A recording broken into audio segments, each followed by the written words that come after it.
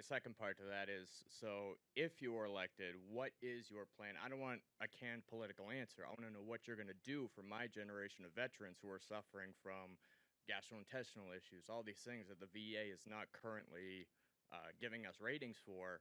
And that's what the PACT Act was a step Yep. forward to. What are you actually going to do to Yeah. help my generation of veterans? Look, I think that the single most important thing we can do is to give veterans the ability to go whatever doctor they want to go to.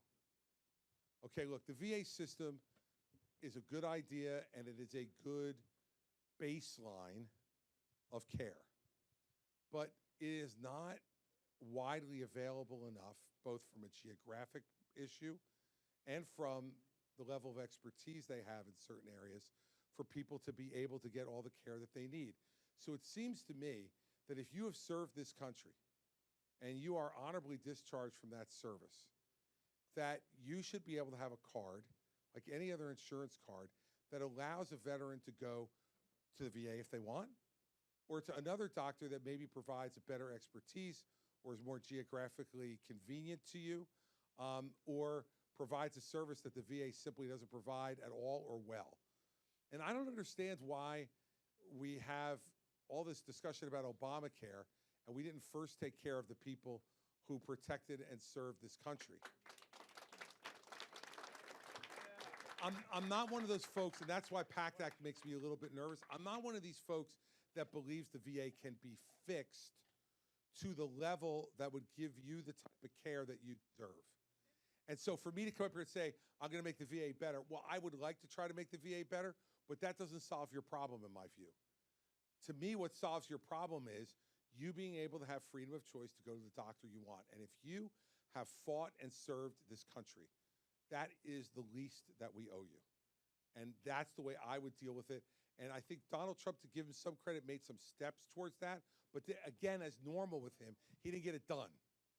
He talked about it a lot, but never got it finished. I think that's something that really could bring Republicans and Democrats together. I think that's an issue where Republicans and Democrats could both agree that veterans deserve that level of care and, as you mentioned, access to care, which a lot of veterans don't have, either because of their geography or because of the lack of expertise at the VA for that, or the enormous waiting list that exists to be able to get it, even if they have it. And you shouldn't have to wait to get deathly ill before you get taken care of.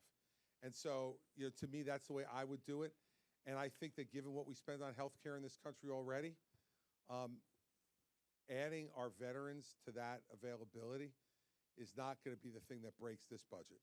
We got a lot of other problems than this.